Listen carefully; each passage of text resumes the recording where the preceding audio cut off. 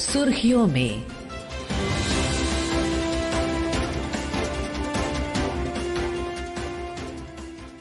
ये आकाशवाणी है। प्रस्तुत है कार्यक्रम सुर्खियों में। इसके अंतर्गत सुनिए भारत अमेरिका के सुदृढ़ होते द्विपक्षीय संबंधों पर चर्चा। इसमें भाग ले रहे हैं अंतर्राष्ट्रीय मामलों के जानकार प्रोफेसर स्वर्ण सिंह और पत्रकार कल्लोल भट्टाचार्य जी। प्रधानमंत्री नरेंद्र मोदी का अमेरिका दौरा, जिसके दौरान उन्होंने प्रेसिडेंट ट्रंप के साथ बातचीत की है और उनके वरिष्ठ जो सलाहकार है इलॉन मस्क और नेशनल सिक्योरिटी एडवाइजर, उन सब के साथ मीटिंग्स किए हैं। कई सारे एग्रीमेंट्स हुए हैं दो तरफों में, और डिफेंस आउटकम्स जो है उसमें जो F-35 fifth generation fighter aircraft, उसको लेके बातचीत का एक संभावना है और उस पर एग्रीमेंट होना है, उस पर निगोसिएशंस होंगे। राष्ट्रपति ट्रंप के साथ बातचीत के दौरान प्रधानमंत्री मोदी ने सीमा पार आतंकवाद के खिलाफ सख्त कदम उठाने के बारे में बातचीत की। आतंकवाद के खिलाफ लड़ाई में भारत और अमेरिका दृढ़ता से साथ खड़े रहे। हम सहमत हैं कि सीमा पार आतंकवाद के उन्मूलन के लिए ठोस कार्रवाई आवश्यक है। दक्षिण एशिया का जो मुद्दे हैं उसमें बांग्लादेश के बारे में चर्चा हुई है, और वैश्विक मुद्दों में यूक्रेन की जो कॉन्फ्लिक्ट है जो 2022 के फरवरी से शुरू हुआ है, उस कॉन्फ्लिक्ट पर भी बातचीत हुई है। तो इन सब मुद्दों पर चर्चा करने के लिए हमारे साथ आज जुड़ रहे हैं प्रोफेसर स्वर्ण सिंह। प्रोफेसर स्वर्ण सिंह, आपका स्वागत है। धन्यवाद कलोल। सबसे पहले ये प्रश्न करूंगा कि आपके हिसाब से जो ये विजिट हुआ है प्रधानमंत्री मोदी का और उनके जो मीटिंग्स हुए हैं, इसमें सबसे महत्वपूर्ण आउटकम्स कौन से हैं, और आपको क्या लगता है कि टॉप लेवल की जो बातचीत हुई है इसमें पॉलिटिकल हेड्स के बीच जो इंटरेक्शन के द्वारा अपॉर्चुनिटी मिला है, ये कहाँ तक सक्सेसफुल होगा आने वाले महीनों में? कलोल, मुझे लगता है सबसे बड़ी उपलब्धि प्रधानमंत्री मोदी की ये अमेरिका यात्रा से इस वक्त ये कही जा सकती है कि इस दूसरे कार्यकाल में उनके चुनावों के भाषण से लेकर लग रहा था कि राष्ट्रपति ट्रंप का रवैया और रणनीति इस बार काफी आक्रामक होने वाली है, और उसको लेकर कई अटकलें आप देख रहे थे लगाई जा रही थी कि भारत और अमेरिका के संबंधों में कुछ तनाव आने वाला है, कुछ चुनौतियां आने वाली हैं। ये बैठक के बाद मुझे लगता है कम से कम वो अटकलें जो है वो जरूर है कि खत्म हो जानी चाहिए। और दूसरी बात ये कि पहली बार इतिहास में हुआ कि भारत के प्रधानमंत्री व्हाइट हाउस में नए राष्ट्रपति से मुलाकात करने गए, और उनसे पहले जो 3 इस तरह के राष्ट्राध्यक्ष वहां गए, वो सबसे पहले तो इजराइल के प्रधानमंत्री नेतन्याहू गए, वहां युद्ध की वजह से वहां वो गए। उसके बाद प्राइम मिनिस्टर ईशिबा जापान के वहां गए, जापान उनके साथ मिलिट्री अलायंस पार्टनर है। उसके बाद किंग ऑफ जॉर्डन वहां गए, वो भी सीरिया में जो हालात हैं उसकी वजह से वहां गए। तो ये कहा जा सकता है कि पहले बड़ी शक्ति के राष्ट्राध्यक्ष की यात्रा हुई अमेरिका में, जो भारत के प्रधानमंत्री की हुई, और उसमें बहुत सी चीजों को लेकर सैद्धांतिक तौर पर सोच साझा हुई। कुछ बातों पर उन्होंने कुछ डेडलाइंस भी रख दिया है कि इन तारीख तक ये सब होना चाहिए, और कुछ चीजों पर उन्होंने समझ साझा कर ली है। उसका जो नतीजा निकलेगा वो आने वाले महीनों में सामने आएगा। 2 बड़ी चीजें, आपने रक्षा के उपकरणों का जिक्र किया। मैं हमेशा कहता हूं कि अमेरिका विश्व में रक्षा उपकरणों का सबसे बड़ा निर्यातक है, भारत विश्व में रक्षा उपकरणों का सबसे बड़ा आयातक है। तो कम से कम राष्ट्रपति ट्रंप को लगता है कि इस सच्चाई के बावजूद भारत का स्रोत जो है वो हमेशा से सबसे बड़ा रूस रहता है। पिछले कुछ सालों में हमने देखा कि कभी अमेरिका से भी ज्यादा इजराइल पर हम निर्भर करते हैं, कभी फ्रांस पर हम निर्भर करते हैं। तो राष्ट्रपति ट्रंप, जिनको व्यापार को घाटे को लेकर हमेशा बड़ी चिंता रहती है और अमेरिका के उत्पादन को अंतर्राष्ट्रीय स्तर पर स्पर्धा में वो सामने लाने की कोशिश कर रहे हैं, उत्पादन बढ़ाने की कोशिश कर रहे हैं, उनको लगता है कि भारत बहुत बड़ा हिस्सेदार हो सकता है रक्षा के उपकरणों को निर्यात करने के लिए अमेरिका के लिए। भारत की नजर दूसरी तरह से है। भारत चाहता है कि हाँ, उपकरण खरीदे जाएंगे, पर उसके साथ साथ साझेदारी भी बनेगी, तकनीक का हस्तांतरण होगा, हिस्सेदारी बनेगी नवाकार में, शोध में, उत्पादन के विकास में। तो भारत अपने नजरिए से तालमेल बनाना चाहता है रक्षा की हिस्सेदारी का। ये जरूरत भी आज उभरती हुई शक्ति है भारत। तो आर्थिक यदि व्यवस्था हमारी आगे बढ़ेगी तो सैन्य शक्ति भी बढ़नी चाहिए। और भारत की सेना के पास उपकरण बहुत पुराने हैं, बदलाव की जरूरत है, अति आधुनिक तकनीक की जरूरत है, हम हमेशा से बात करते हैं। तो एक तो ये था कि भारत जो कुछ दे सकता था, अमेरिका कुछ दे सकता था, ये आपस में तालमेल अच्छा बना। दूसरा व्यापार को लेकर मुद्दा था, उसमें करीब 45 अरब डॉलर का व्यापार का घाटा है 118 बिलियन डॉलर के व्यापार में। वहां भी अमेरिका का चीन के साथ व्यापार का घाटा जो है वो करीब 300 अरब डॉलर है, हमारा 45 अरब डॉलर है। ठीक उसी तरह से मैक्सिको और कनाडा का भी व्यापार का घाटा है। तो साफ जाहिर है कि ये मुद्दा है अमेरिकी राष्ट्रपति के लिए। पर जब भारत फिर दुनिया का सबसे बड़ा दूसरा आयातक है ऊर्जा का, और राष्ट्रपति ट्रंप कह रहे हैं कि वो फॉसिल फ्यूल्स को, गैस और ऑयल के उत्पादन को बढ़ावा देने वाले हैं, वो पेरिस क्लाइमेट चेंज ट्रीटी से हट चुके हैं, उनको लगता नहीं कि वो जरूरत है उनकी, और वो उसको भी निर्यात करना चाहते हैं। उन्होंने अपनी बैठक में प्रेस कॉन्फ्रेंस में कहा कि वो चाहते हैं अमेरिका ऊर्जा का निर्यातक नंबर 1 बन जाए भारत के लिए। ये गैस और ऑयल की तो बात है, उसके अलावा स्मॉल मॉड्यूलर रिएक्टर्स की भी, जो परमाणु शक्ति की, परमाणु ऊर्जा की बात भी है, वहां भी भारत भी हमेशा से सोचता रहा है कि स्मॉल मॉड्यूलर रिएक्टर पर काम होना चाहिए। तो भारत उभरती हुई शक्ति है, आर्थिक व्यवस्था है, बहुत सी ऐसी चीजें हुई जो भारत दे सकता था। तो टैरिफ्स की बात जो है वहां भी भारत ने अपना संकेत दिया कि कम करेगा। तो ये जो बैठक हुई उसमें इतने मुद्दों पर बातचीत हुई।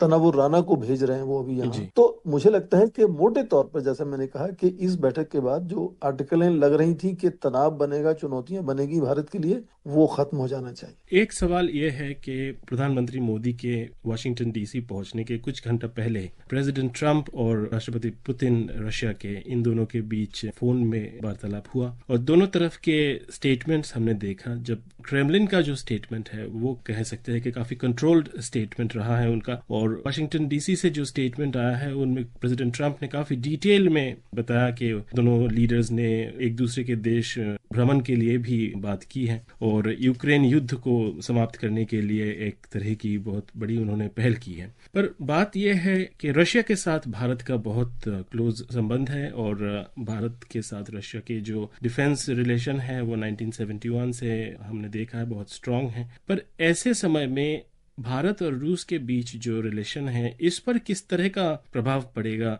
खासतौर से ऐसे मौके पे जब राष्ट्रपति ट्रंप ये कह रहे हैं कि भारत को डिफेंस इक्विपमेंट, जो रक्षा सामग्री जो है वो यूनाइटेड स्टेट्स से लेना चाहिए और उनके लिए वो इनिशिएटिव भी ले रहे हैं। क्या आपको लगता है कि रूस की तरफ से जो डिफेंस इक्विपमेंट सप्लाई किया जा रहा है उसमें शायद भारत को कटौती करना पड़े इसके चलते?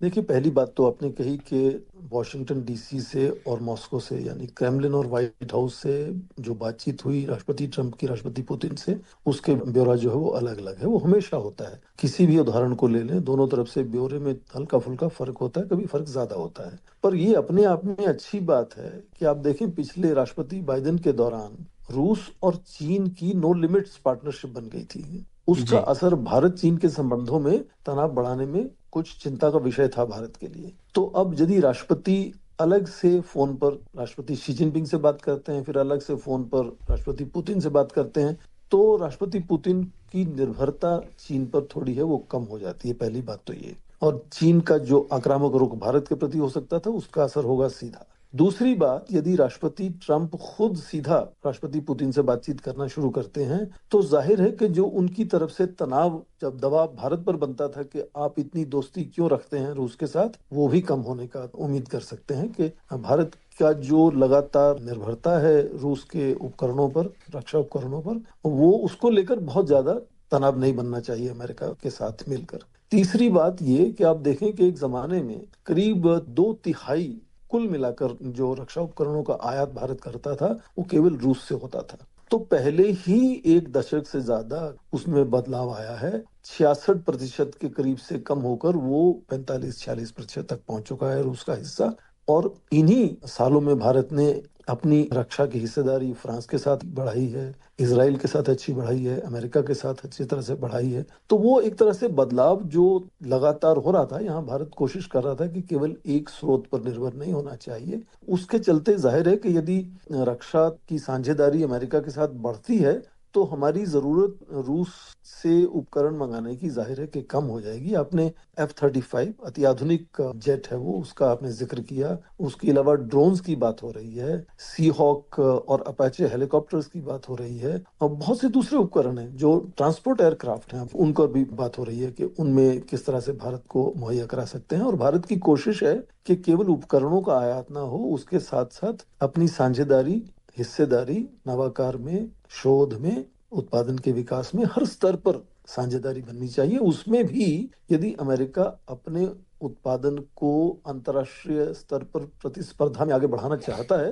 तो भारत से हिस्सेदारी करने से क्या है कि भारत दुनिया का बहुत अच्छा देश है जो बहुत ही कम कीमत पर आधुनिक तकनीक पर काम कर सकता है, शोध कर सकता है, उत्पादन कर सकता है। तो इस तरह की मुझे लगता है जो हिस्सेदारी बनने वाली है रक्षा के क्षेत्र में, वो थोड़ी अलग उसकी रूपरेखा सामने आने वाली है। और ये कह दिया गया कि जो 2005 से शुरू हुआ था, फिर 2015 में दोबारा से बनाया गया था 10 साल के लिए, अब अगले 10 साल के लिए 2035 तक के लिए भी एक framework agreement for major defence partner cooperation जिसको हम कहते हैं, उसका रूपरेखा बनाई गई है। और उसका जाहिर है कि असली रूप जो संधि होगी वो सामने आएगा जल्दी ही। तो बहुत अलग तरीके के ये रिश्ते इतने भारत के बनते जा रहे हैं। और ये टैरिफ्स की हम बार बार बात करते हैं। आप देखें, जब भी कोई देश विकासशील देश से बदलकर विकसित देश बनने की ओर बढ़ता है तो जाहिर है कि ये टैरिफ्स में बदलाव आता है। इसमें कोई नई बात नहीं है। कब आएगा, कैसे आएगा, धीरे धीरे आएगा। वो जाहिर है कि जैसे दुनिया को लगेगा कि विकास बड़ी तेजी से बढ़ रहा है भारत में, तो वो चाहेंगे कि भारत का बाजार खोल दिया जाए। उनके लिए भारत को सोचना होगा कि कब वो उस तरह का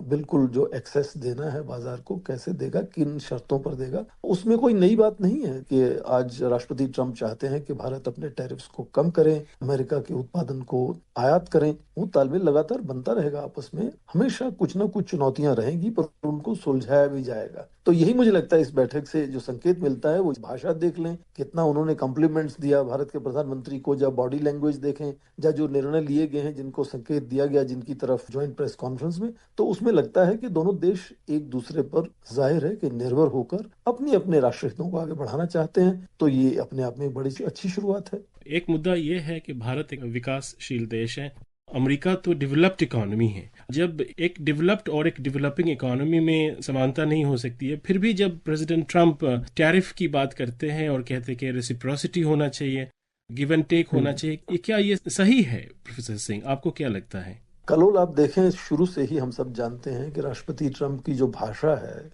उसमें बहुत सी चीजें वो कहते हैं जो कि रणनीति का हिस्सा है कि मैक्सिमम प्रेशर कैसे क्रिएट किया जाए, बहुत दबाव कैसे किया जाए दूसरी देश के नेताओं के प्रति, ताकि फिर वो अपने राष्ट्र हितों को आगे बढ़ाने के लिए एक अच्छे से उनसे डील बना सके किसी तरह से। जैसे उन्होंने कहा कि वो नंबर 1 बनना चाहते हैं निर्यातक गैस का, ऑयल का भारत के लिए। तो जाहिर है उनमें उनको देश को तो फायदा होगा भी, पर उनको लगता है कि इससे भारत की निर्भरता जो ईरान पर है वो भी कम हो जाएगी। ठीक उसी तरह से वो हथियार देना चाहते हैं ताकि रूस पर निर्भरता कम हो जाएगी। तो उनका रुझान शुरू से ही यही रहा है। उनको लगता भी है, शुरू से बार बार उन्होंने कहा कि पूरे विश्व के देश हैं वो फायदा उठाते हैं अमेरिका का। आपने बात सही कही, वो विकासशील देश नहीं है, वो विकसित देश है। भारत विकासशील देश है, तो बराबरी नहीं हो सकती वो रेसिप्रोसिटी में। पर उनको ये हमेशा लगता रहा है कि लोग फायदा उठाते हैं, और उन्होंने लगातार सोचा कि तकनीक के हस्तांतरण पर रोक लगाकर और टैरिफ्स बढ़ाकर वो दबाव बनाएंगे ताकि अपनी शर्तों को मनवा सकें। उनका कोशिश यही है कि केवल भारत उनको किस तरह से योगदान कर सकता है अमेरिका की अपनी समृद्धि, संतुलन, शांति, व्यवस्था, सुरक्षा बनाने में कैसे सहायक हो सकता है भारत, वो उस नजर से उसको देखते हैं। तो ठीक है, उन्होंने कहा कि बराबरी वो करेंगे, जितना भारत टैरिफ लगाएगा उतना वो टैरिफ लगाएंगे। तो बहुत सी चीजें कहने के लिए होती हैं ताकि दबाव बनाया जाए, अपनी शर्तों को मनवाया जाए। जैसे प्रधानमंत्री ने कहा कि आप अपने देश को मेक अमेरिका ग्रेट अगेन की बात करते हैं, मैं मेक इंडिया ग्रेट अगेन की बात करता हूं, तो दोनों के राष्ट्र हितों का तालमेल कैसे होना है उस पर हम बैठकर बातचीत करेंगे। और जाहिर है कि बातचीत हुई, और जैसा मैंने कहा कि बॉडी लैंग्वेज से जो नजर आता है वो ये है कि तालमेल हुआ आपस में अच्छा उनका, और हिस्सेदारी बनेगी आगे। प्रोफेसर सिंह, आपने सुर्खियों में हिस्सा लिया, इसके लिए बहुत बहुत धन्यवाद आपको। धन्यवाद। अभी आप सुन रहे थे भारत अमेरिका के सुदृढ़ होते द्विपक्षीय संबंधों पर चर्चा। इसमें भाग ले रहे थे अंतर्राष्ट्रीय मामलों के जानकार प्रोफेसर स्वर्ण सिंह और पत्रकार कल्लोल भट्टाचार्य जी। ये कार्यक्रम आकाशवाणी के समाचार सेवा प्रभाग द्वारा प्रस्तुत किया गया। इसे आप हमारे mobile app news on AIR और YouTube channel news on AIR official पर भी सुन सकते हैं। सुर्खियों में